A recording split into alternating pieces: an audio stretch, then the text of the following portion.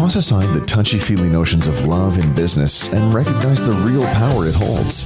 Welcome to the Love is Just Damn Good Business podcast with host Steve Farber. Drawing on his work with a wide variety of companies from the Fortune 100 to smaller family-owned businesses, Farber shares inspiring interviews with business leaders and proven strategies for how you can create experiences that your customers will love by developing a culture that your employees, teammates, and colleagues love working in. Discover why and how love, at the end of the day, is just a damn good business for you too. Here's your host, Steve Farber.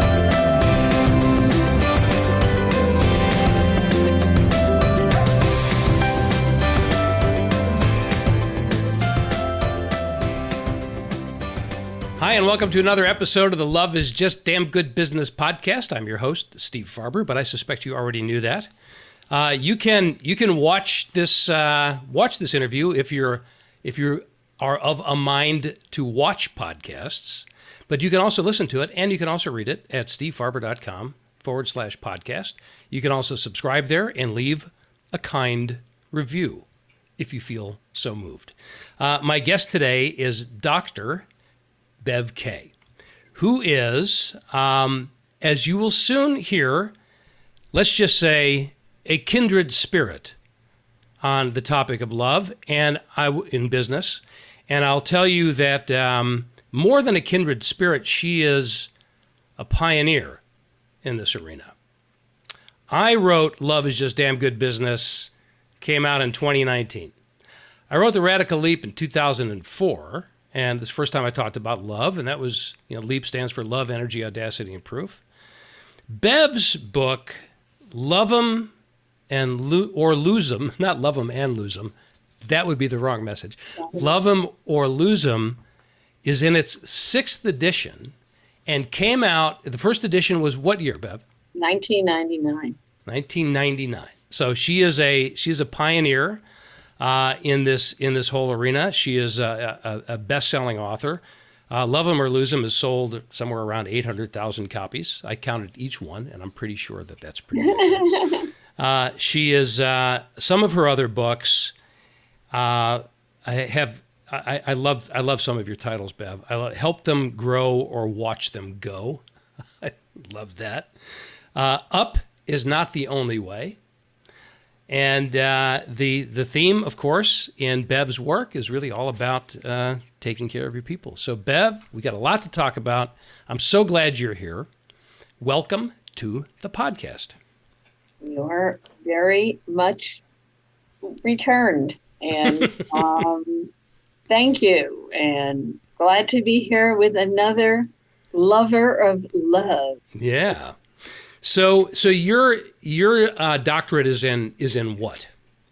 It's in change management.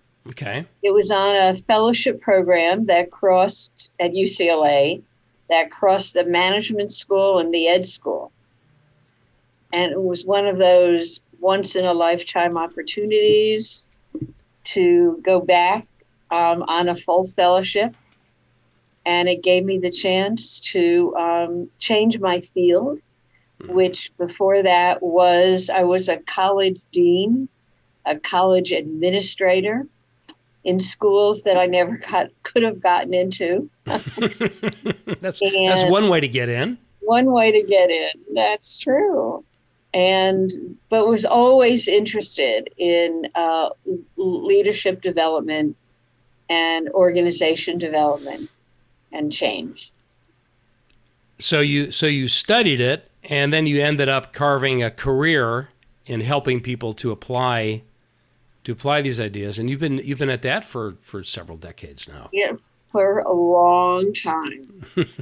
So I could probably be your granny. I don't think so. No, I don't think so. Listen, you're happy. I'm happy for you to act as if you were, but chronologically, I'm sure it will not work.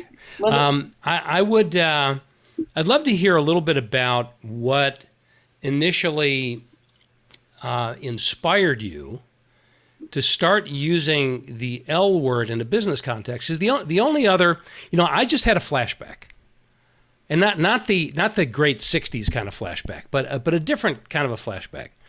When I first started giving keynotes about love in business, I had this slide, and this was back in, it had to be like the early 2000s, okay? I had a slide that I would show, a PowerPoint slide, with books, book covers, with business book covers, with the word love in the title. One of them was Tim Sanders' book, Love is the Killer App.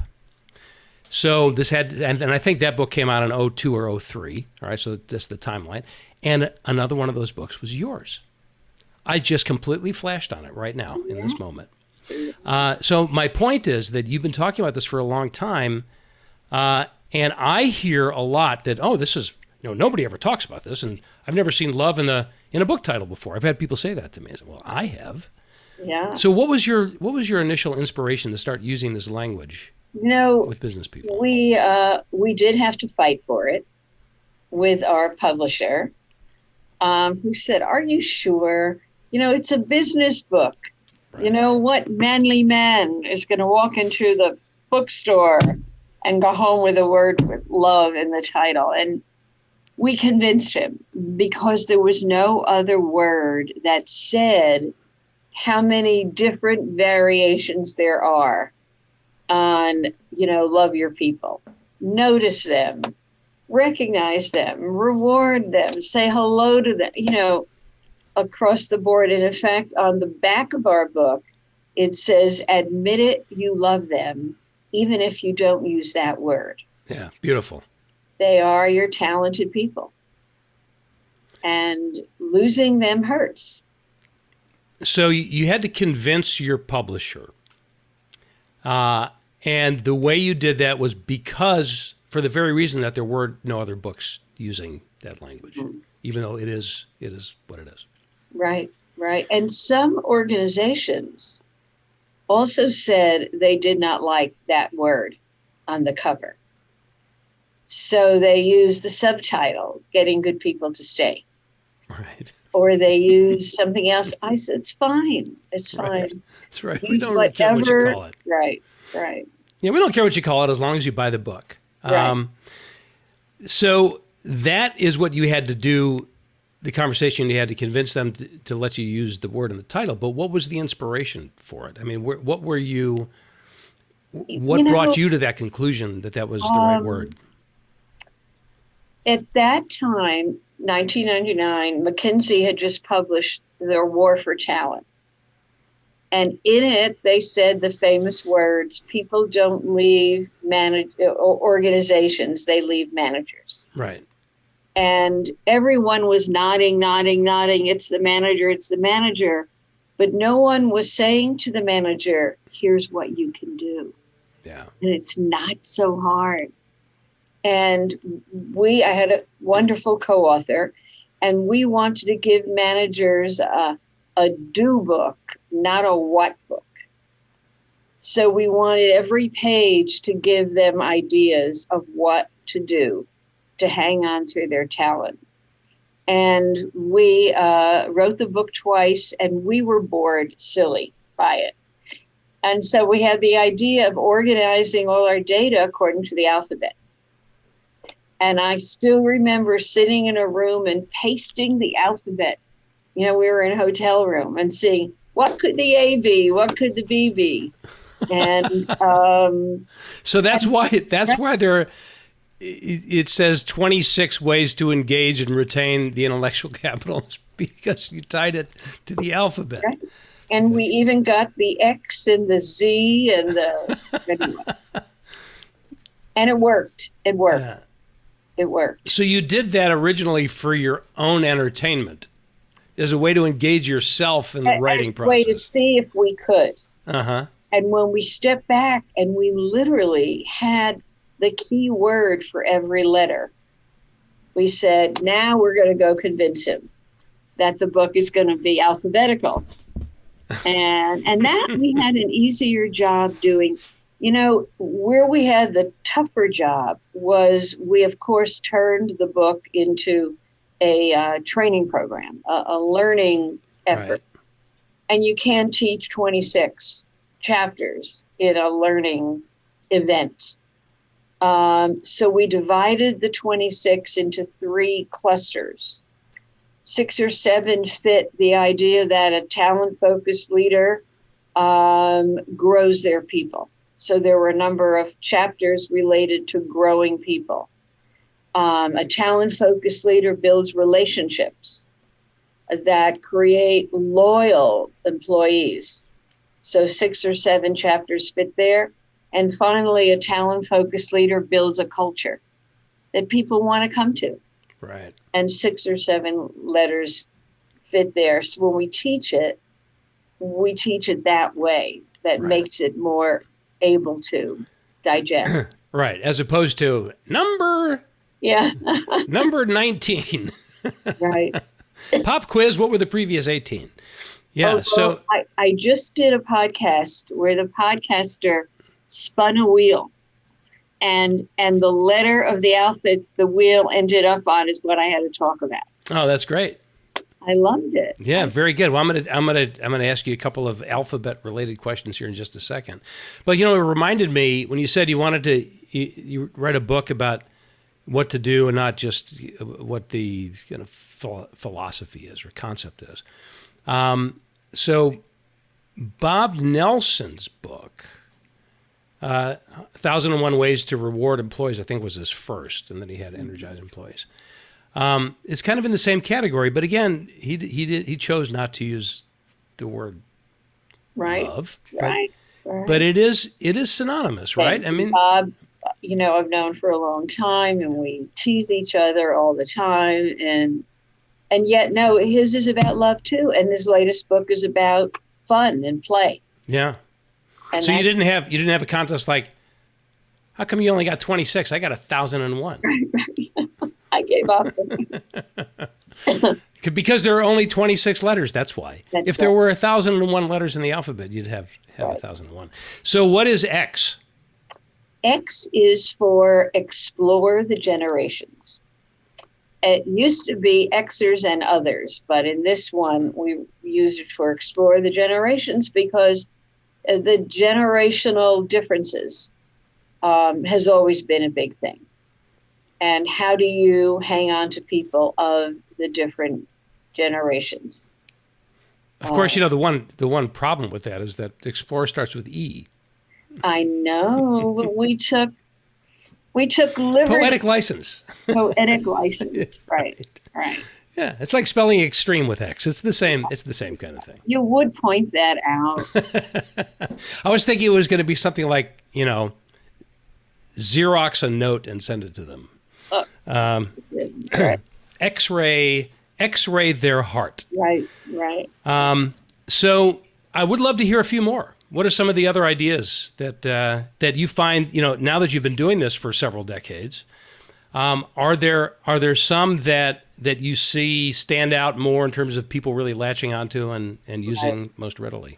Right. Well, during COVID, I've seen certain chapters get bigger. Like I is for information. Mm-hmm. People want information more so. And O is for opportunities. And it says mind them. And there are opportunities. Even if you're home by yourself in front of your screen, there are, opportunities. The big one is the first one. A is for ask. Ask your people why they stay. Mm. Ask your people, what can I do to keep you? Right. Not at the exit interview, which is when that question is asked. Right. What should we have done? Often. What should we have done? And usually when you get the answer, if you dare ask it, it's like, I could have done that for you. Yeah. It's like a lot of our research, we followed the person to their next company. And we said, why did you really leave? Here's what you wrote. That gave way to our jerk chapter. J is for jerk, don't be one. Because people said, I worked for a jerk and I could not stand it anymore. And of course, our research ears picked up and we said, precisely what do you mean by the word jerk? Yes. Define jerk. And they gave us 55 jerkatudinal characteristics. And we use them in the book. Yeah. And what's the number one? It changes. I think nowadays the number one is ignoring my needs, not knowing me as a person. Yeah. In whatever words. So what's interesting to me about that, Bev, is you have if ignoring is one of the big jerkatudinal behaviors, and the first idea, the A, is ask. That's two sides of the same coin, right? Mm-hmm. And I think that if you get, I haven't heard the other 25. Well, I've heard 20 for 2 of the 26. But if you just get that first one down, just about everything else takes care of itself, right? And if you're asking, there's so many things that we don't ask, that we just assume. And we don't ask, what are your personal aspirations? We don't ask, what are the values that are important to you?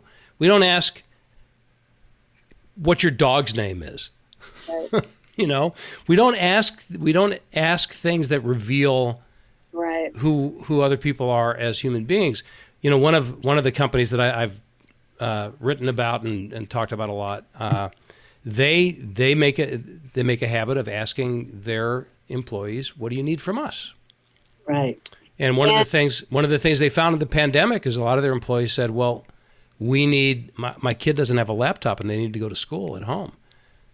So they gave them laptops for their kids. Right.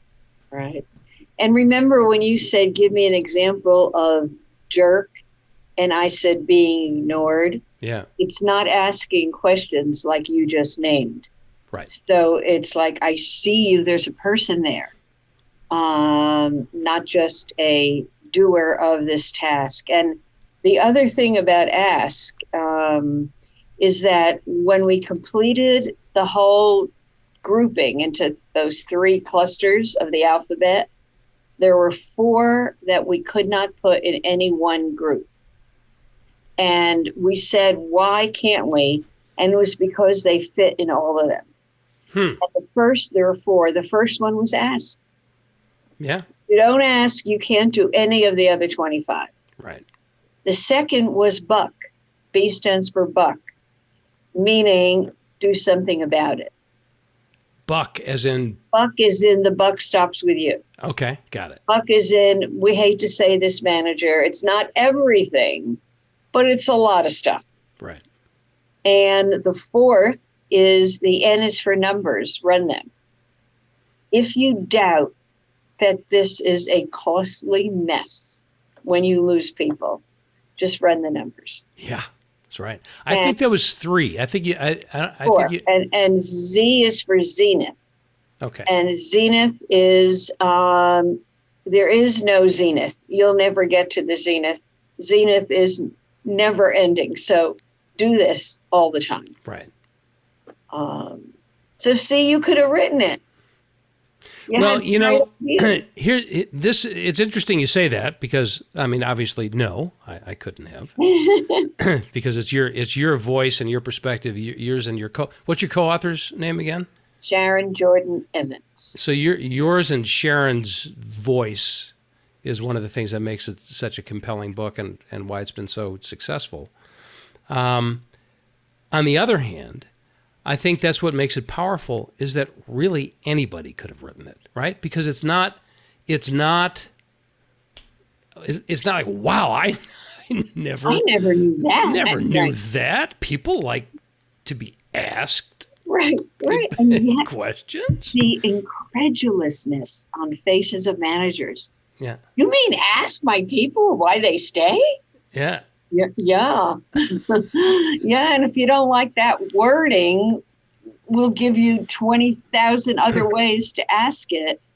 And then what do? Well, then you listen to their answer It's actually one of my favorite questions. When people say, "Hey, I love your work, or I love what you do." My favorite question is, really, why?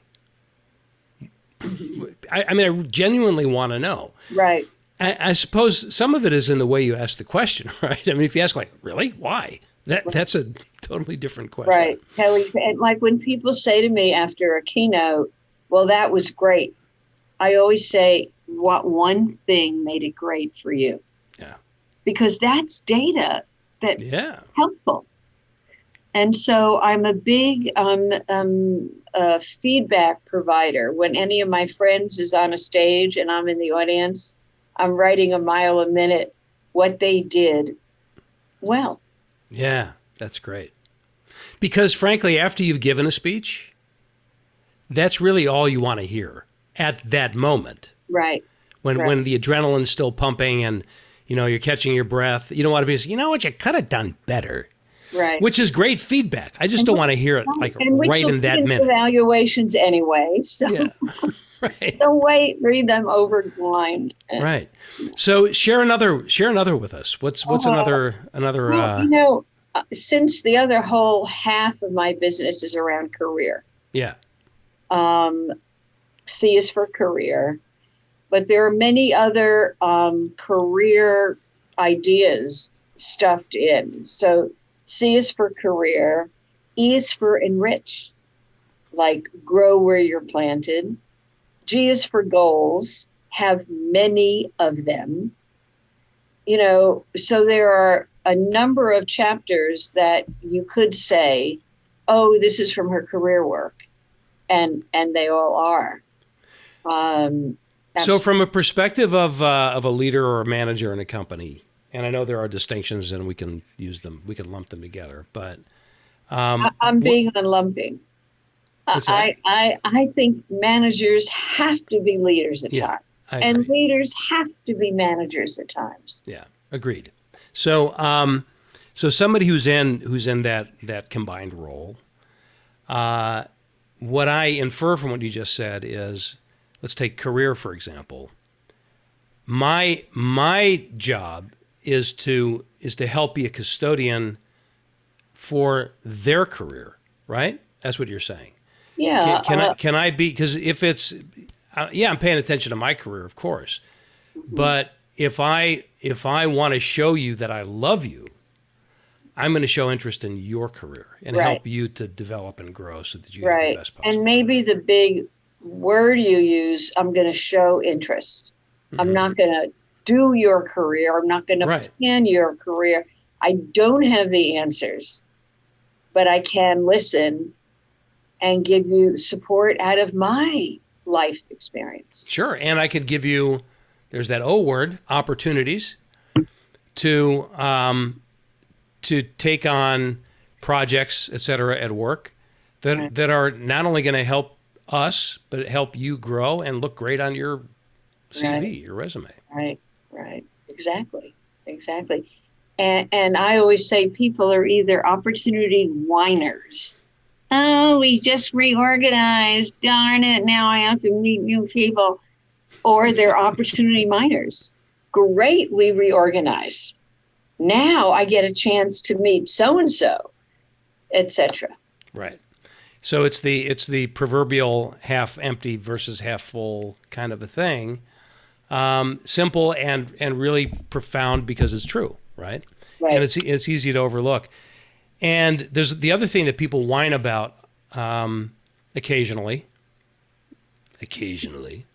but occasionally in italics, is, well, I hear what you're saying, but that's not our culture. You don't know my boss.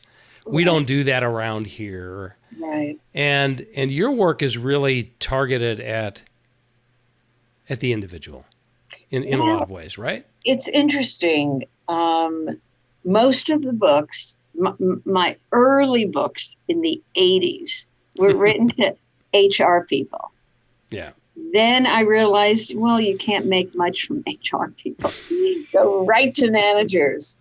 And towards the end, I started saying, well, no, let's write to both. With Love 'Em, interestingly, the first edition sold like 150,000. And we got the idea of why not write one for employees? So we did. We wrote Love It, Don't Leave It. Nice. 26 ways to get what you want, alphabetically, of course. 26 ways to get what you want at work. And we thought, and the publisher thought, it's going to sell 10 times what Love 'Em sold. And it did not. Huh. When we investigated, now I should try it again, but when we investigated then, leaders in organizations who were buying, the books for all their managers said, we don't want to arm employees to go to their managers and ask for things. Managers have a hard enough time handling what they have. So the book didn't do that well. And we didn't push it but now I'll bet you it would. So why would they interpret that title as something that would inspire or motivate or encourage employees to ask of their managers? I mean, that to me sounds like that the whole title says this is my responsibility, right?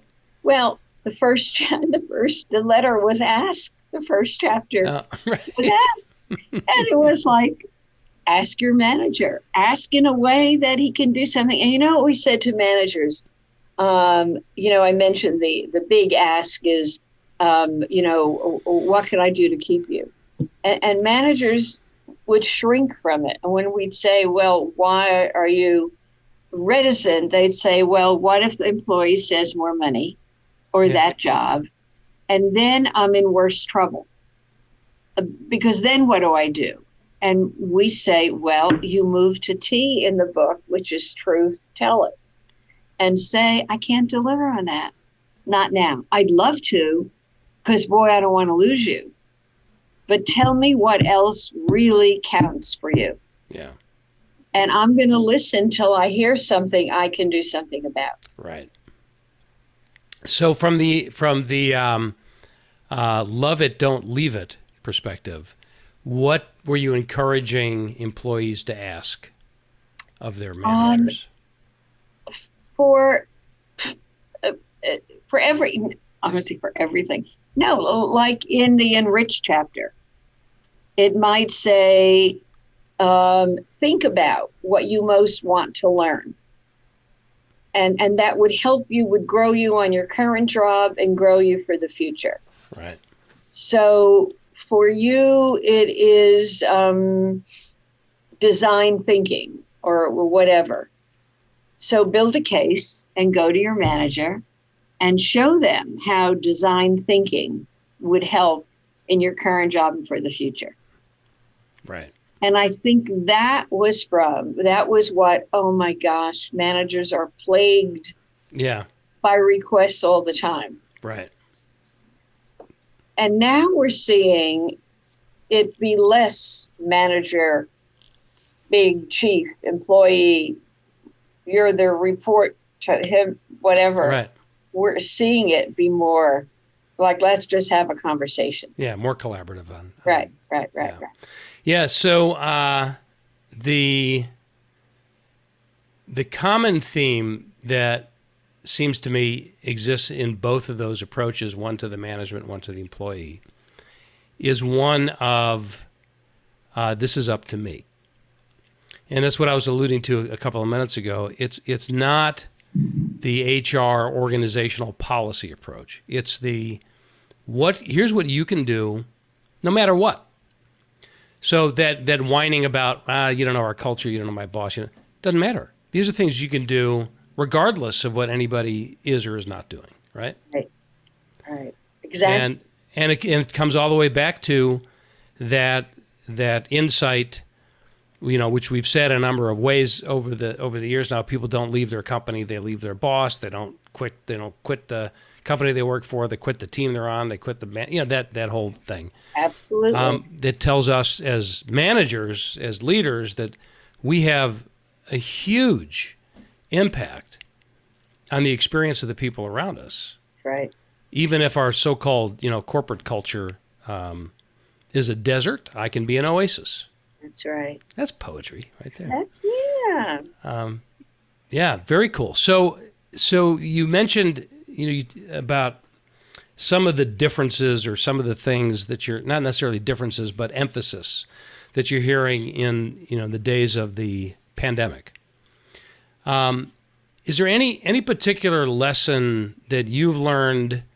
I mean, when you and I are having this conversation, we're, 13, 14 months into this thing, starting to see light at the end of the tunnel, at least in the U.S. Looking back over the last year or so, is there any surprising lesson for you in this subject that came out as a result of our circumstances? If anything, I think Zoom has stressed us a lot, but it's also helped us look into another person's workspace and learn more about them. And I'm amazed at how few people comment on something in the person's workspace. So I don't like those fake backgrounds. Right. I want to say, it's a great sign in your office. Tell me a little more. And I see your book is facing out on your bookshelf there. Yeah. Of course it should be. Yeah. And above all of them are. Right. And above my office, I have to look at it. It says, do what you love and love what you do. Yeah. So I think it's allowed us to maybe touch a little more the heart instead of the head. Yeah, I'll tell you that, I've had a lot of conversations with people to build on what you said, who've told me they have gotten to know their colleagues better in some ways because they're not looking actually into each other's offices. They're looking into each other's living rooms. Right. And it's like, oh, I didn't know you had a cat. I didn't know you had a kid. I didn't know you were married. Right. I didn't know, they're getting to know each other's spouses. No, I had somebody tell me the other day that her husband, everybody on her team has gotten to know her husband because early on they would be in a meeting and he didn't quite have Zoom awareness yet, and he would walk across the background in his underwear, and it's like you get to know each other that way. Who's that guy?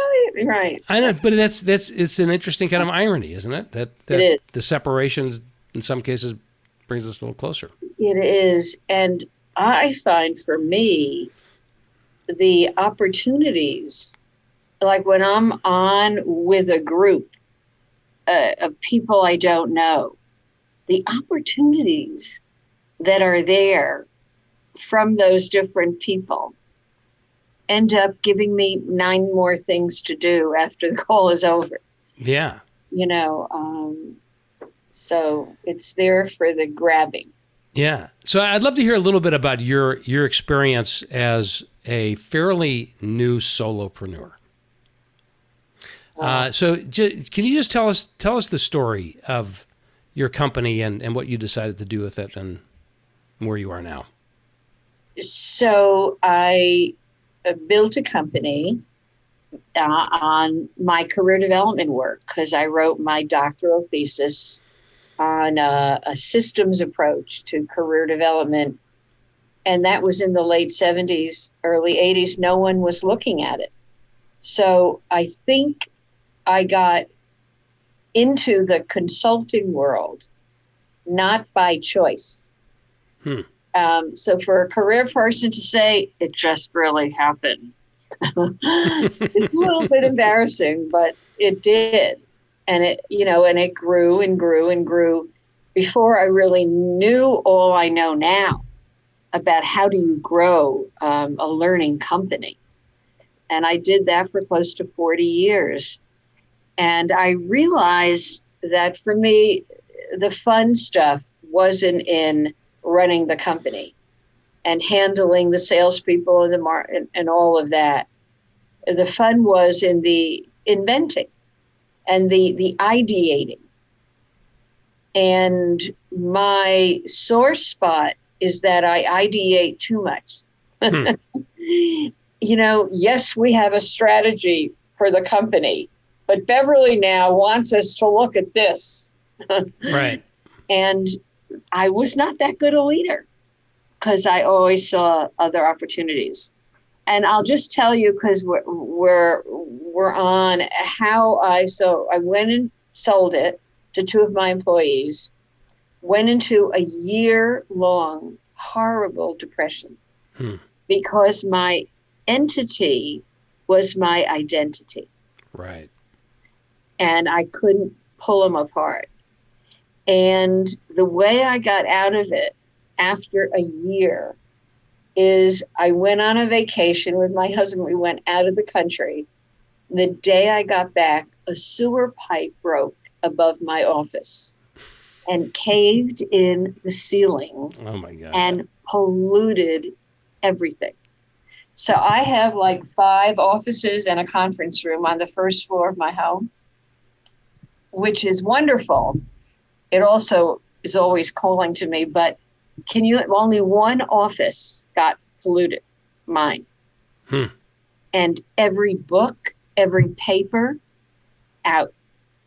And of course, all my executive coaching friends said, that's a cosmic message. Exactly. It's a living metaphor. I said, okay. And it helped me say, well, now you're supposed to be a solopreneur again.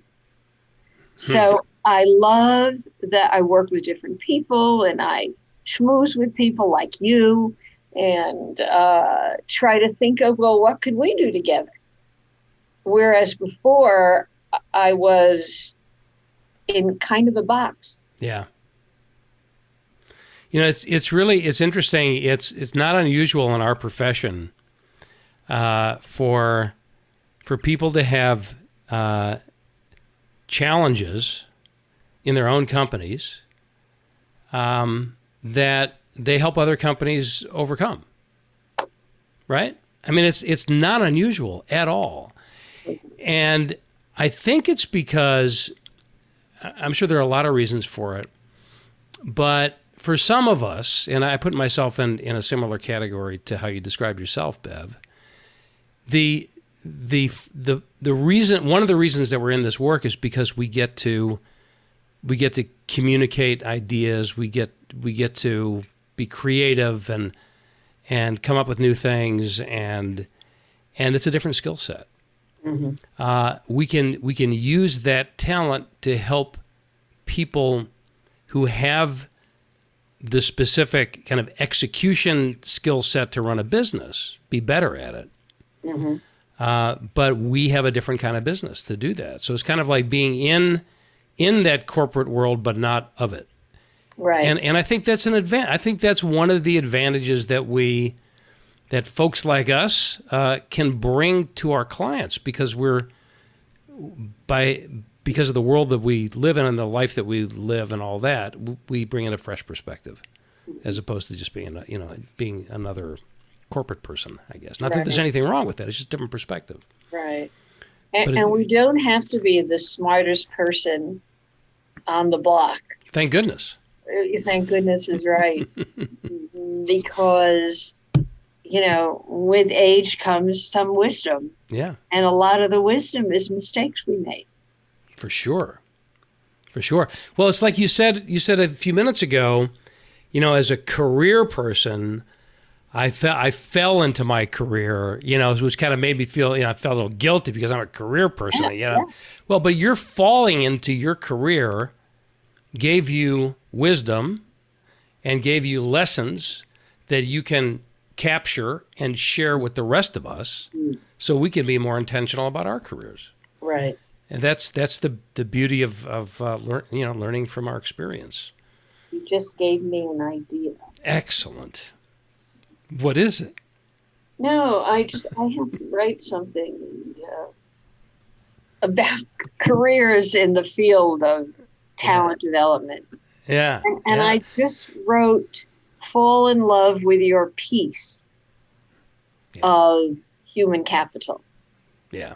Not with all of human capital. Yeah. Yeah, right. I mean, we do tend to take, if we're not careful, an all or nothing approach to too many things. Right. So, one of the things that I tell people, Bev, is when I say, your quote says, do what you love what you do. If you see the quote behind me on the wall, it says, do what you love in the service of people who love what you do. And there's a whole thought process behind that. But that doesn't mean that you have to love everything that you do. Right. And so what I'll often tell people is I love my work. I don't love everything about it. I don't love the marketing side of things. I don't love the financial stuff. I could give you a whole long list of things I don't love, but I have to do things that I don't love in order to do the work that I love. And the technical term for that is called being an adult. Oh. Yeah? Right. So it's not all or nothing. It's like, well, if there's something about my team that I don't like, or something about my company that I don't like, or something about my work that I don't like, or something about my spouse that I don't like, or something about my cat that I don't like, that doesn't mean that I'm done. Mm-hmm. It just means that's the way life is. Mm-hmm. But am I doing, overall, am I doing the things that feed my soul, and that I'm making an impact on other people's lives in a positive way? Guy. You're just right. to listen to myself talk for a minute. So great. This has really been fun, Bev. I'm so glad we had a chance to chat. And so for people who would like to learn more about what you do and stay in touch and find your books and all that, what is the best place for them to go? BevKaye.com. Now it's easy. It's just so easy. Right, yeah. Right. Come visit, and you'll see I call myself now a guide on the side and a sage on the stage. Yeah.